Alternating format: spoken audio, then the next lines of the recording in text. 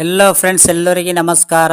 Kannada life ಸ್ಟೋರಿನಿಂದ ಪ್ರತಿಯೊಬ್ಬರಿಗೆ ತುಂಬ ಧನ್ಯವಾದಗಳು. Friendship day special. ನಮ್ಮೆಲ್ಲರಿಗೂ ಈ ರೀತಿಯ ಸ್ನೇಹಿತರು ಇದ್ದೇ ಇರುತ್ತಾರೆ. ಪ್ರತಿಯೊಬ್ಬರಿಗೂ ಒಳ್ಳೆಯ ಸ್ನೇಹಿತರ ಅಗತ್ಯ ಇದ್ದೇ ಇರುತ್ತದೆ.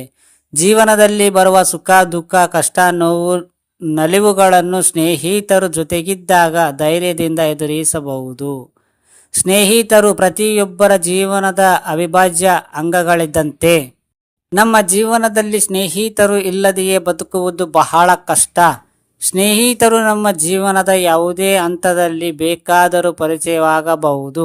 ಕೆಲವರಿಗೆ ಬಾಲ್ಯದಲ್ಲಿ ಪರಿಚಯವಾದ ಸ್ನೇಹಿತರು ತಮ್ಮ ಸಾವಿನವರೆಗೂ ಜೊತೆಗಿರುತ್ತಾರೆ.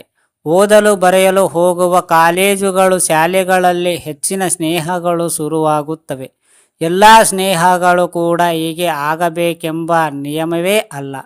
ಕೆಲವೊಮ್ಮೆ ಬಹಳ ಆಕಸ್ಮಿಕವಾಗಿ ಪರಿಚಯವಾದ ವ್ಯಕ್ತಿಗಳು ಬಹಳ ಒಳ್ಳೆಯ ಸ್ನೇಹಿತರು ಆಗಬಹುದು. ತಮ್ಮೆಲ್ಲರಿಗೂ ತಿಳಿದಿರುವಂತೆ ಆಗಸ್ಟ್ ತಿಂಗಳಿಗೆ ಸ್ನೇಹಿತರ ದಿನದ ತಿಂಗಳು ಎಂದೇ ಕರೆಯಲಾಗುತ್ತದೆ. ಭಾರತದಲ್ಲಿ ಸಾಮಾನ್ಯವಾಗಿ ಆಗಸ್ಟ್ ತಿಂಗಳ ಮೊದಲ ಭಾನುವಾರವನ್ನು ಸ್ನೇಹಿತರ ದಿನವೆಂದು ಆಚರಿಸಲಾಗುತ್ತದೆ. ಅಂದು ಸ್ನೇಹಿತರು ಭೇಟಿಯಾಗಿ ವಿವಿಧ ಆಚರಣೆಗಳನ್ನು ಮಾಡುವುದು ಉಂಟು. ಪಾಶ್ಚಿಮಾತ್ಯ ದೇಶಗಳಿಂದ ಬಂದ ಈ ಪದ್ಧತಿಯನ್ನು ಭಾರತದ ಯುವಜನತೆ ಬಹಳ ಪ್ರೀತಿಯಿಂದ ಆಚರಿಸುತ್ತಾರೆ.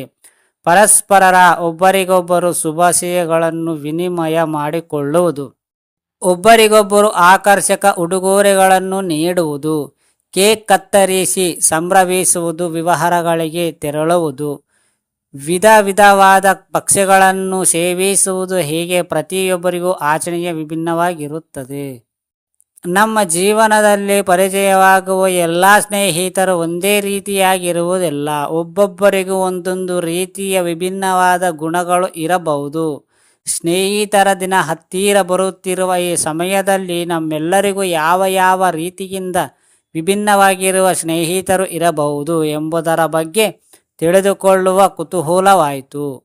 ಅದರಿಂದಲೇ ಈ ಲೇಖನದ ನಮಗೆ ತಿಳಿದಿರುವ ಸ್ನೇಹಿತರ ಗುಣಗಳನ್ನು ಪಟ್ಟಿ ಮಾಡಿದ್ದೇವೆ. ಒಮ್ಮೆ ನೋಡಿ. ಪೋಷಕರಂತೆ ಇರುವ ಸ್ನೇಹಿತರು. ನಮ್ಮ ಪೋಷಕರಿಗೆ ನಾವು ಎಲ್ಲೇ ಇದ್ದರೂ ನಮ್ಮ ಬಗ್ಗೆ ಯೋಚನೆ ಇರುತ್ತದೆ. ನಾವು ಊಟ ಮಾಡಿರುವೆಯೇ ಇಲ್ಲವೋ, ಒಳ್ಳೆಯ ನಿದ್ರೆ ಬಂದಿರಬಹುದೇ, ನಾವು ಆರಾಮವಾಗಿ ಇರುವೆವೆ ಎಂಬುದರ ಬಗ್ಗೆ ಅವರ ಯೋಚನಾ ಹರಿಗಳು ಸುತ್ತುತ್ತವೆ. ನಮ್ಮ ಪೋಷಕರು ಎಂದೂ ಎಂತಹ ಪರಿಸ್ಥಿತಿಯಲ್ಲಿಯೂ ನಮ್ಮನ್ನು ಬೆಂಬಲಿಸುತ್ತಾರೆ. ನಮಗೆ ತಿಳಿದಿರುವುದು ಸ್ನೇಹಿತರಲ್ಲಿ ಒಬ್ಬೊಬ್ಬರಾದರೂ ಈಗ ಗುಂಪಿಗೆ ಸೇರಿದವರಾಗಿರುತ್ತಾರೆ. ಇಂತಹ ಸ್ನೇಹಿತರಿಗೆ ನಮ್ಮಿಂದ ಯಾವುದೇ ಬೇಡಿಕೆ ಇರುವುದಿಲ್ಲ. ನಾವು ಎಂದಿಗೆ ಅವರೊಂದಿಗೆ ಸತ್ಯವನ್ನೇ ನುಡಿಯಬೇಕು ಹಾಗೂ ನಾವು ಅವರೊಂದಿಗೆ ನ್ಯಾಯವಾಗಿ ನಡೆದುಕೊಳ್ಳಬೇಕು ಎನ್ನುವುದಷ್ಟೇ ಅವರ ಬೇಡಿಕೆ ಆಗಿರುತ್ತದೆ. ಯಾವಾಗಲೂ ತಮಾಷೆಯಾಗಿರುವ ಸ್ನೇಹಿತ. ಇಂತಹ ಕಷ್ಟದ ಪರಿಸ್ಥಿತಿ ಇದ್ದರೂ ಸದಾ ನಗುತ್ತಾ ತಮಾಷೆ ಮಾಡುವ ಸ್ನೇಹಿತರ ಪ್ರತಿಯೊಂದು ಗುಂಪಿನಲ್ಲೂ ಇರಬೇಕಾಗುತ್ತದೆ. ಇಂತಹ ಸ್ನೇಹಿತರನ್ನು ಪ್ರತಿಯೊಬ್ಬರೂ ಇಷ್ಟಪಡುತ್ತಾರೆ. ಯಾವ ಸ್ಥಳದಲ್ಲಿ ಯಾರ ಜೊತೆಗೆ ಇದ್ದರೂ ಕೂಡ ಇಂತಹ ಸ್ನೇಹಿತನ ನೆನಪು ಪ್ರತಿಯೊಬ್ಬರಿಗೂ ಕಾಡುತ್ತದೆ. ಇವರು ಇರುವ ಸ್ಥಳ ಯಾವಾಗಲೂ ಖುಷಿ ನೆಮ್ಮದಿ ನಗುಳಿಂದ ತುಂಬಿರುತ್ತದೆ. ಜೋರಾಗಿ ಗದ್ದಲ ಮಾಡುವ ಸ್ನೇಹಿತ. ಈ ಸ್ನೇಹಿತ ಯಾವಾಗಲೂ ಚಟಪಟ ಎಂದು ಮಾತನಾಡುತ್ತಲೇ ಇರುತ್ತಾನೆ. ಅದು ಬಹಳ ಗಟ್ಟಿ ಧ್ವನಿಯಿಂದ. ಈ ಸ್ನೇಹಿತ ಅಪರೂಪಕ್ಕೂ ನೀವು ಹೇಳುವ ಮಾತುಗಳನ್ನು ಕೇಳಿಸಿಕೊಳ್ಳುವುದಿಲ್ಲ.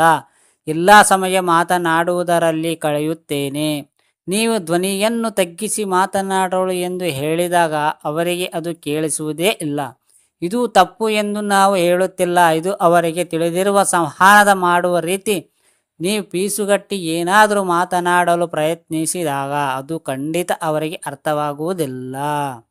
ನೀವು ಎಲ್ಲ ಸ್ನೇಹಿತರೊಂದಿಗೆ ಎಷ್ಟು ಗಂಟೆಗೆ ಭೇಟಿಯಾಗಬೇಕು ಎಂಬ ವಿಷಯವನ್ನು ನಿರ್ಧರಿಸಿದರೂ ಕೂಡ ಅಲ್ಲಿಗೆ ಕೊನೆಗೆ ಬರುವವರು ಈ ಸ್ನೇಹಿತ ಸಮಯದ ಪರಿವೇ ಇವರಿಗೆ ಇರುವುದಿಲ್ಲ. ಅವರು ಈ ತಪ್ಪಿಗಾಗಿ ಅವರು ಕ್ಷಮೆ ಕೇಳಿದಿದ್ದಾಗ ಮನಸ್ಸಿಗೆ ಬೇಜಾರವಾಗುವುದು ಉಂಟು.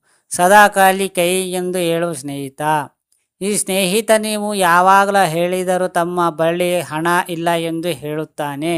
ನಿಮ್ಮನ್ನು ಅವನು ಬ್ಯಾಂಕ್ನಂತೆ ಪರಿಗಣಿಸುತ್ತಾರೆ. ಪ್ರತಿಯೊಂದು ವಿಷಯಕ್ಕೂ ಹೇಗೆ ಬೇರೆಯವರ ಬಳಿ ಹಣವನ್ನು ಬೇಯಿಸಬೇಕು ಎಂದು ತಿಳಿದಿರುವನಾಗಿರುತ್ತಾನೆ. ಫ್ರೆಂಡ್ಸ್, ಹೇಗಿದೆ ಸ್ಟೋರಿ? ಈ ಸ್ಟೋರಿ ಕೇಳಿದ ಪ್ರತಿಯೊಬ್ಬರಿಗೆ ತುಂಬ ಧನ್ಯವಾದಗಳು.